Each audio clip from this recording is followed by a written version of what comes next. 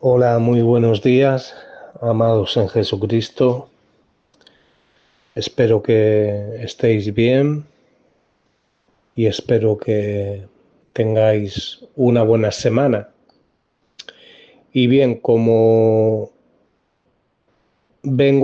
haciendo de hace un mes para acá, más o menos, cada semana intento compartir con vosotros una reflexión de la palabra de Dios, unos pasajes de la palabra de Dios para sacar enseñanzas que sean prácticas y que podamos sacar aplicaciones que nos sean útiles para la vida diaria, para la vida cristiana.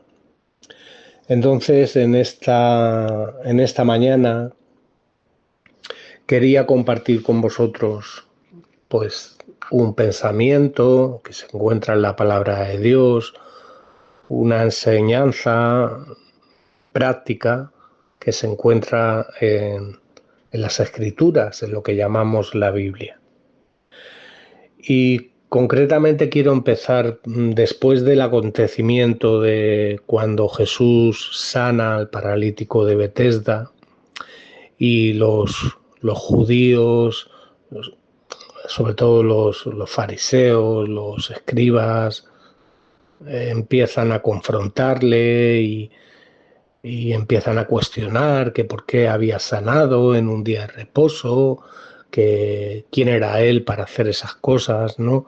Jesús tiene una conversación con ellos bastante extensa y en medio de esa conversación Jesús les dice, mira, escudriñad las escrituras porque a vosotros os parece que en ellas tenéis vida eterna y precisamente ellas son las que dan testimonio de mí. Entonces, esto se encuentra en el capítulo 5 de Juan, ¿verdad? Entonces aquí Jesús les dejó muy claro a ellos y nos deja muy claro a nosotros que para conocer a Dios, para conocer a nuestro Señor y Salvador Jesucristo, no hay otra manera mejor y no hay otra forma más importante que la palabra de Dios. ¿Por qué? Porque precisamente toda la escritura ha sido inspirada por Dios, ¿verdad? Y lleva, cuando la estudiamos y cuando la ponemos en práctica, lleva precisamente, da fruto unas aplicaciones prácticas y útiles para la vida en esta tierra y mucho más para la vida eterna, ¿no? Es una forma de poder, cuando la ponemos en práctica, no solamente agradar a Dios, sino también atesorar en ese reino celestial que nos espera, ¿verdad? Entonces, sabiendo esto de antemano, que por supuesto Dios puede hablar de muchas maneras, como dice Hebreos 1, eh, la mejor manera y que tiene de hablarnos, ¿verdad? Es por medio de la palabra de Dios. Es la manera general que Él ha dejado de poder mostrarnos cómo es Él, quién es Él, cómo es su personalidad, ¿verdad? Cómo son sus pensamientos, por qué existe el mundo, por qué Dios creó, lo que conocemos, eh, hacia dónde van las personas que no conocen a Dios, si no nacen de nuevo, hacia dónde vamos nosotros si permanecemos en Dios hasta el final, ¿verdad? En esa nueva vida. Si no permanecemos, evidentemente es que no hemos nacido de nuevo, ¿no? Porque el que nace de nuevo permanece para siempre. Entonces, sabiendo esto, quería que fuéramos un poco a una conversación que Jesús tiene con sus discípulos después de que Pedro confiesa que Jesús era el Cristo, ¿verdad? Que era el ungido, que era el Salvador. En Marcos capítulo 8, versículo 31 en adelante, dice que Jesús comienza a enseñarles el propósito para el cual había venido, ¿no?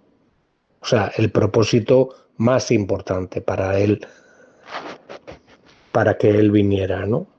A esta tierra y conviviera con sus discípulos y con muchas personas. Nos dice que él les dice que le era necesario al Hijo del Hombre, es decir, a él mismo, padecer mucho y ser desechado por los ancianos, por los principales sacerdotes, por los escribas, y ser muerto y resucitar después de 3 días. Esto ya estaba profetizado en el Antiguo Testamento, esta situación. Uno de los capítulos más claros del Antiguo Testamento en el cual se profetiza estos acontecimientos que iban a suceder pronto en la vida de Jesús es el capítulo 53 de Isaías, sin ninguna duda. Bien, después de Jesús decir eso a sus discípulos de una forma clara, dice el versículo 32 de capítulo 8 de Marcos, dice que Pedro lo toma aparte, es decir, no sabemos si le echó la mano en el hombro y dijo, ven un momento Jesús, que quiero, y comienza a reconvenirle. El Evangelio de Mateo nos dice más claro que era lo que Pedro le estaba diciendo, ¿no? En esos momentos. Dice el Evangelio de Mateo en el capítulo 16, versículo 22, que Pedro, tomándolo aparte, comienza a reconvenirle, es decir, lo mismo que dice Marcos, pero que le dice, Señor, ten compasión de ti, en ninguna manera esto te acontezca.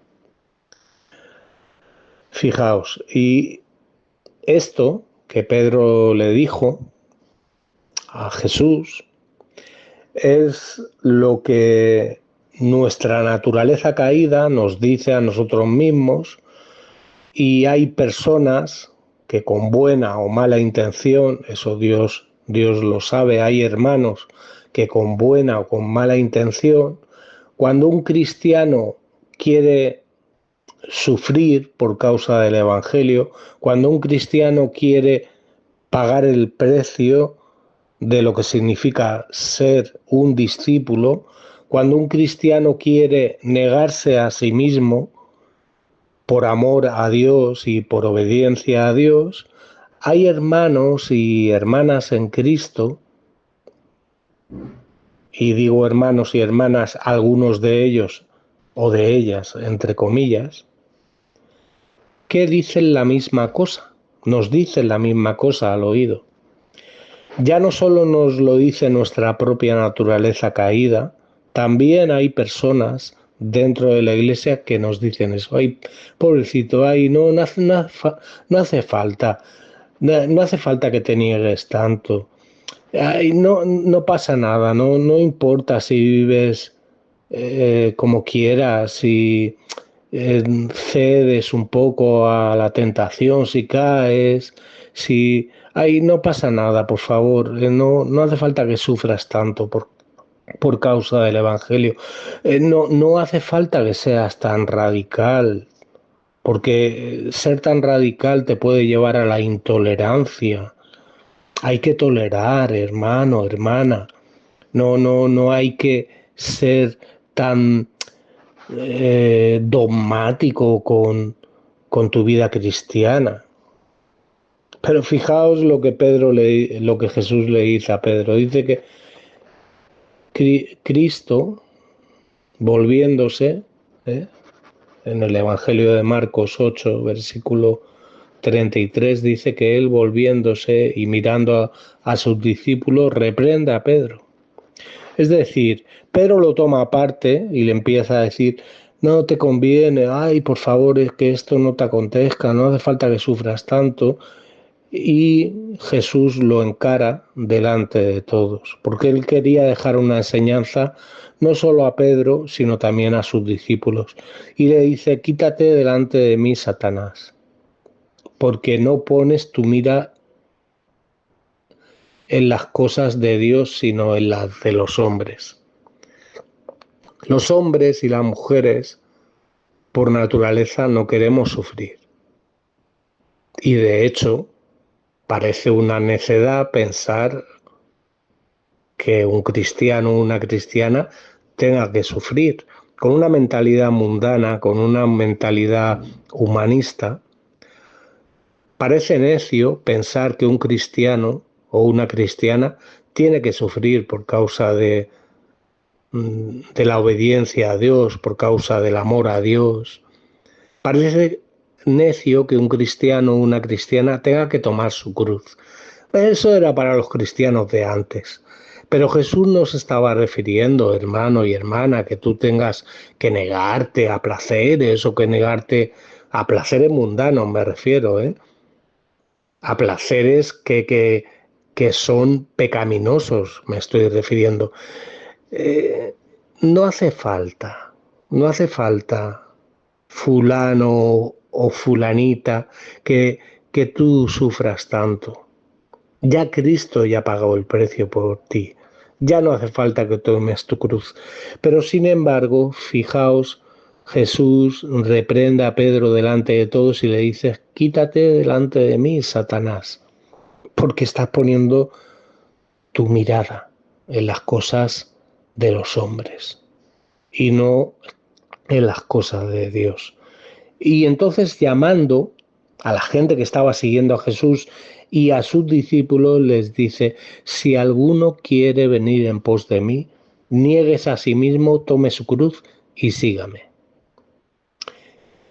Y ya he comentado en alguna ocasión que tomar la cruz era morir. La cruz era algo maldito. Una persona que tomaba su cruz en ese tiempo era gente que estaba bajo maldición, porque estaba escrito: maldito todo aquel que es colgado en un madero. Estaba escrito en el Antiguo Testamento. Entonces, un judío tenía claro qué era tomar su cruz, qué era negarse a sí mismo y seguir, qué era pagar un precio. Ahora, la pregunta es: tú y yo, hermano y hermana, que vivimos en el siglo XXI, que tenemos tantas cosas, que estamos podridos de cosas materiales, y no digo que las cosas materiales sean malas, pero poner nuestro corazón en las cosas materiales sí puede dañarnos. Pero ¿y qué hay de las cosas espirituales? ¿Y qué hay de la obediencia a lo que el Señor Jesucristo enseñó y nos enseña a través de su palabra? ¿Qué hay de tomar la cruz? Y Jesús le explica por qué. Lo deja claro: porque todo aquel que quiera salvar su vida la perderá, y todo aquel que pierda su vida por causa de mí y del Evangelio la salvará. Entonces, ¿qué estamos dispuestos nosotros a perder por causa del Evangelio? ¿Qué estamos nosotros dispuestos a matar? Entre comillas. ¿Qué estamos dispuestos nosotros a hacer morir? ¿Estamos dispuestos a hacer morir el pecado que mora en nosotros? ¿Estamos dispuestos a hacer morir las cosas que no agradan a Dios y que a veces o muchas veces hacemos nosotros? Yo el primero. Yo digo como dijo Pablo a Timoteo: palabra fiel es esta, que Cristo Jesús vino al mundo a salvar a los pecadores, de los cuales yo soy el primero. Bueno, pues si Pablo era el primero, yo digo yo soy el segundo, para que nadie se ofenda, y porque realmente me siento así, ¿no? Pero hay que luchar, hermano. La vida cristiana es una vida de lucha, es una vida de bendición, por supuesto, es una vida de sentir la presencia de Dios ese Espíritu Santo como nosotros, como ríos de agua viva, pero es una vida de lucha, es una vida de sufrimiento. Es necesario que a través de muchas pruebas y tribulaciones entremos en el reino de los cielos. Es necesario, ¿por qué? Porque le conviene a Dios. Fijaos lo que dice el autor de Hebreos en el capítulo 2, versículo 10, hablando de Cristo. Dice, porque convenía a aquel por cuya causa son todas las cosas, es decir, convenía a Dios y por quien todas las cosas subsisten, convenía a Dios, hermano. Y no hubo desacuerdo en la Trinidad Santa. Hubo un acuerdo de convenio en amor y en paz absoluta y en consenso absoluto entre Dios Padre, Dios Hijo y Dios Espíritu Santo. Convenía, hermano, hermana, que habiendo de llevar Cristo muchos hijos a la gloria, perfeccionase Dios Padre por aflicciones al autor de la salvación de ellos. Eso es lo que convenía al Padre. Eso es lo que Cristo tenía claro. No hubo ningún desacuerdo, no hubo ninguna duda a nivel de deidad en cuanto a lo que conviene, en cuanto a lo que convenía a Jesucristo. En ningún momento hubo el Espíritu Santo le dijo a Jesús, no, Jesús, no sufras tanto, vamos a intentar salvar de otra manera. En ningún momento Dios Padre dijo a Jesús, bueno, mira, ¿sabes qué? Que al final va a pasar de ti esta copa. Entonces, si nosotros no nos llamamos discípulos, hermanos y hermanas, ¿qué es lo que nos conviene a nosotros? ¿Conviene obedecer a Jesús? Si alguno quiere venir en pos de mí, niéguese a sí mismo, tome su cruz y sígame. Conviene escuchar el por qué, porque todo el que quiera salvar su vida la perderá y todo el que pierda su vida por causa de mí y del Evangelio la salvará. Perder nuestra vida, hermano, es ganar. Perder nuestra vida por causa de Cristo es ganar. Perder nuestra voluntad humana por agradar a Dios, por ganar almas para Cristo, por ser instrumento bajo la dirección del Espíritu Santo para alcanzar almas para Cristo, es ganar. ¿De qué aprovechará? ¿De qué te va a aprovechar, hermano o hermana, si ganas el mundo y pierdes tu alma? ¿Qué recompensa vas a dar por salvar un alma? No puedes salvar un alma. Fuera de la voluntad de Dios no podemos alcanzar a nadie. En la voluntad de Dios sí que podemos ser instrumentos para alcanzar. Y fíjate con lo que Jesús es como pone la guinda en esta explicación que Jesús da a sus discípulos. Dice, porque el que se avergonzare de mí y de mis palabras en esta generación adúltera y pecadora, el Hijo del Hombre se avergonzará también de él cuando venga en la gloria de su Padre con los santos ángeles. Hermano, hermana, te digo como dijo Jeremías en el libro de Lamentaciones, ¿por qué se lamenta el hombre? ¿Por qué se lamenta la mujer? Laméntese por su pecado, hermana, hermano. Tenemos que lamentarnos de no tomar nuestra cruz.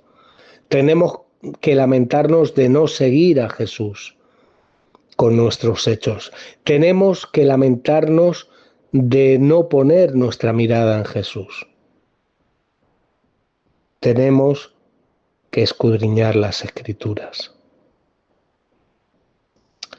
Bueno, que Dios os dé, como dije al principio, una buena semana.